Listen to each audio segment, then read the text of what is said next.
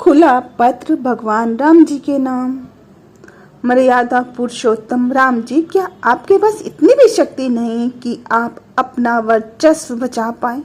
क्या आप इतने भी काबिल नहीं कि देश दुनिया के शीर्ष नेताओं को अपने घुटनों के बल चलने पर मजबूर कर पाए? मुझे आज तक ये समझ नहीं आया क्यों वो आपको अपनी पावर दिखाए। आप ही न कहना ये झूठ है, ये 16 आने सच है।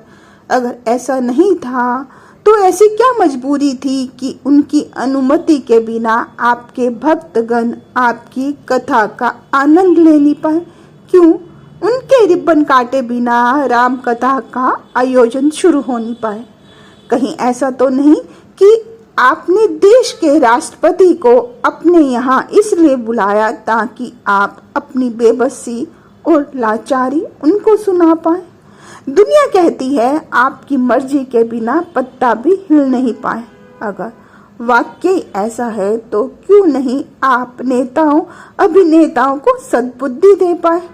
क्या नेताओं का काम रिबन काटना है? क्या उनको इसी बात की तनख्वाह दी जाती है? क्या देश में रिबन काटने से ज्यादा जरूरी कोई काम नहीं?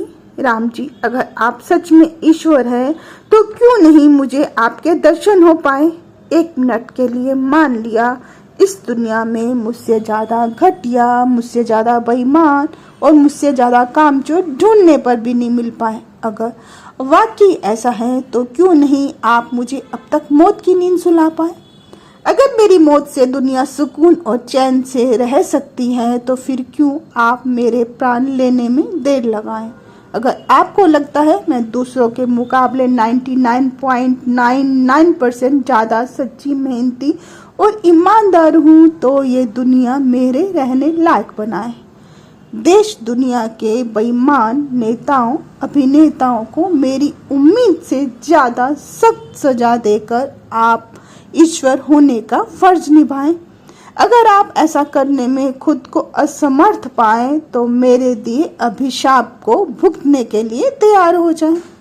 पहले तो सिर्फ 14 साल का वनवास भोगा था, अब कम से कम 14 जन्म नारकीय जीवन भोगने के लिए इस धरती पर आए और यही नेता आपको अपनी औकात दिखाएं।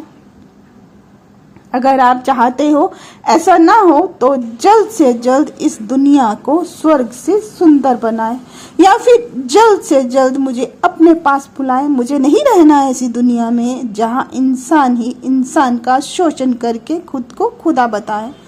अपने सुख की खातिर वो दूसरों की लाश के ऊपर से गुजरने में देर नहीं लगाए।